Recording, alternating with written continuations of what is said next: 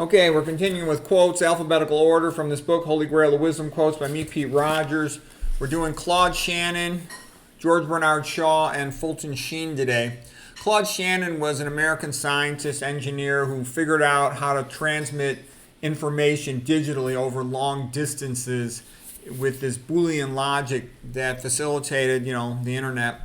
Here's one quote of him. Information is the resolution of uncertainty.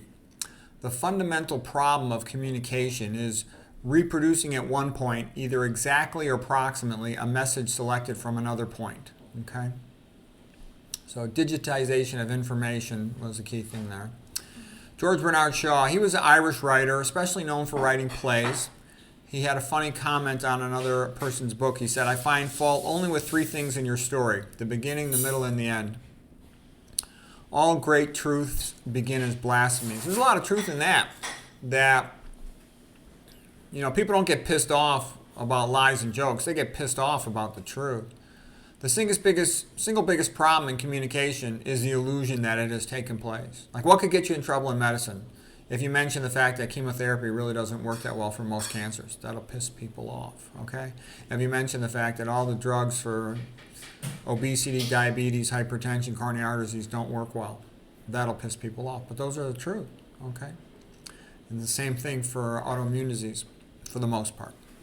Okay, here's a good one. All professions are conspiracies against the laity. Yeah, there's a lot of truth in that as well. Home life as we understand it is no more natural to us than a cage to a cockatoo. Well, I don't quite fully agree with that one, but there's some sense to it. The one point on which all women are furious and in secret rebellion against the existing law is the saddling of the right to a child with the obligation to become a servant to the man. I see it as the opposite. It's the man who's a servant to the woman. The woman has a much better deal in relationships and marriage than the man does. The man just enters into it because we like women a lot more than they like us, and we like making the two-bag beast a lot more than they do. There's more to it than that, of course, but I can honestly say every woman I've ever dealt with benefited from it more than I did. George Bernard Shaw. It was Handel, composer of the Messiah, Alleluia chorus, and Saraband. I can probably link to those below. From whom I learned that style consists in force of assertion. Yeah, and that's like a good speaker too. They build up to a crescendo moment and boom, the big delivery. That's good writing, good speaking. So Shaw continues, style is effectiveness of assertion. What really flatters a man is that you think him worth flattering. Like all young men, you greatly exaggerate the differences between one young woman and another. And I remember I was like that too. Like my father said about one of my girlfriends, "Oh, the blonde." And I'm like, "She's not the blonde, she's my future wife. She's the most wonderful woman in the world." So when a guy's young, he idealizes women. The older he gets and the more BS he's seen, the less he puts them on a pedestal. He doesn't put them on a pedestal no more. So this is some line from a play by Shaw. He says, the guy named Mendoza says, "I am a brigand. I live by robbing the rich." And then the other guy says, "I am a gentleman. I live by robbing the poor." Shaw continues, "The reasonable man adapts himself to the world. The unreasonable man insists on trying to adapt the world to himself, and therefore all progress rests on the unreasonable man."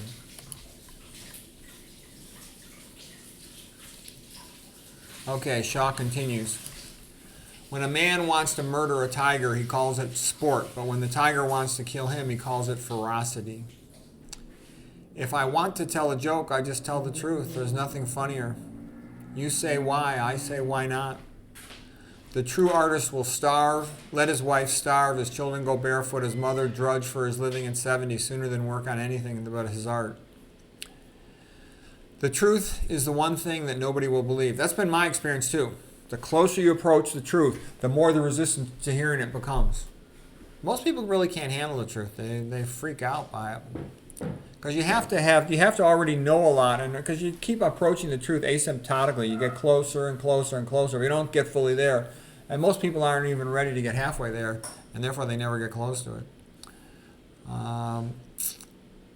Shaw, he who has nothing to assert has no style.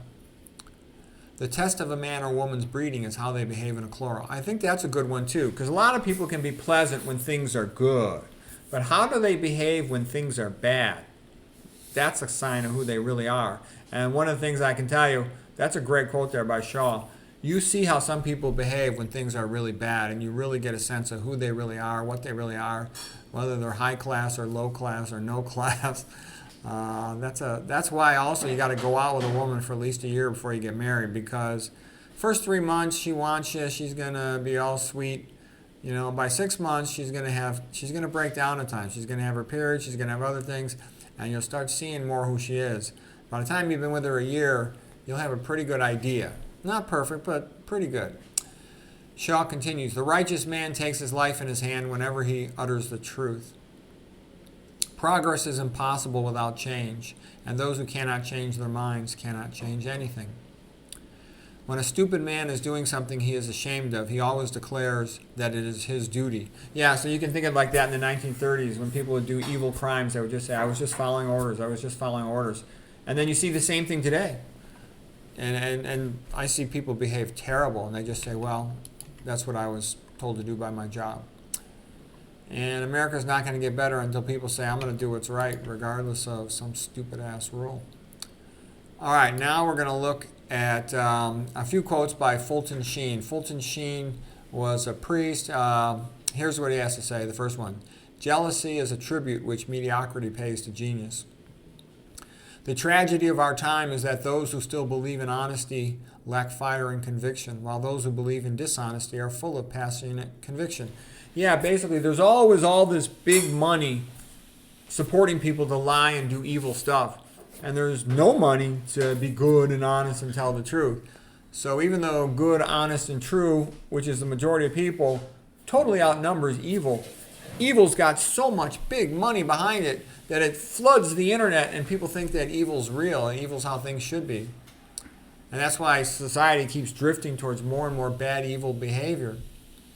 Society's headed towards complete destruction of Christianity, complete destruction of the heterosexual traditional nuclear family, and just replacement of everything with servitude, slavery. And the average person doesn't even understand that, whereas it's so obvious if you know anything about history. Okay, he says, Fulton Sheen, modern man has so long preached the doctrine of false tolerance, and he has so long believed that right and wrong were only differences in point of view, that now when evil works itself out in practice, he is paralyzed to do anything against it. Yeah, what I have seen is that the average person is so weak mentally that all you have to do is come up with a euphemism and they'll believe it. For example, in the public schools, they castrate children. But all you have to do is tell all these morons, all these females, oh, this is gender-affirming surgery. No, you're castrating a kid, okay? I don't care if you call it gender-affirming. That's BS. And then they give amphetamines to children with attention deficit. And you just tell all these stupid people in these churches, including parents, you go, oh, well, this is a medication for your child's neurological condition. No, you're giving amphetamines to children. That's completely wrong, okay? And, people who have the intelligence and the guts to tell the truth, they're not allowed in the schools, okay? Look at the pulpit. The pulpit in the Catholic Church is full of low IQ, lightweights, alcoholics, pedophile, homos, and they just control it. And a smart man's not allowed to speak in church. They're not. And that's why church is boring, and that's why men don't want to go. You can easily, in 5 seconds, fill the churches. Have some guest speakers that are smart, intelligent men that have something useful to tell the audience. It doesn't have to all be religious. It doesn't even have to be political. It just has to be something useful and interesting. And the churches will be full. But they don't want to fill them. The leadership of the church wants to destroy the whole thing. They're in cahoots with the billionaire perverts to destroy the church. That's why the church is, for the most part, separate from the organized church. And it's just sort of the people, like I'm part of the church.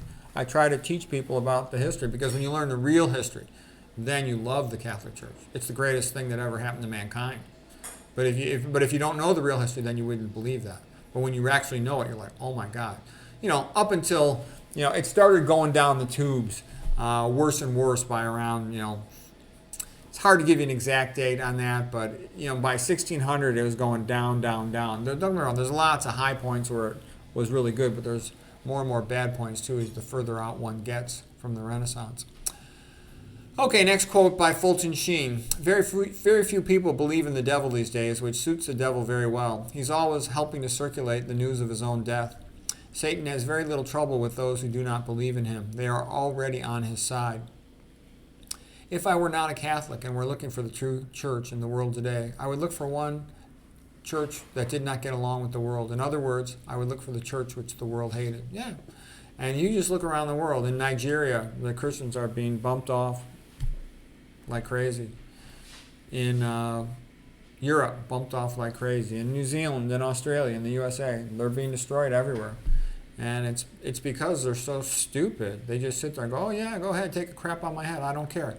They should be saying, no, this is our country, this is our way, and these are what we stand for. And stuff like modern art, that's unacceptable. If you accept modern art, people making a statue of feces in your museum, you have degraded yourself to such a terrible level. That's a big part of why that stuff was put in there, to degrade the public and make men think this society is not worth standing for or defending. This society is a disgrace. It's an insult. It's an embarrassment. They don't understand what's coming, though. What's coming is far worse. Study Soviet Russia in the 1900s. Study China, okay, after 1950 when Mao got through with it, okay? That's what's coming. All right. Fulton Sheen, I'd like to thank my speech writers, Matthew, Mark, Luke, and John. Okay, that's it for today. I hope you found that helpful.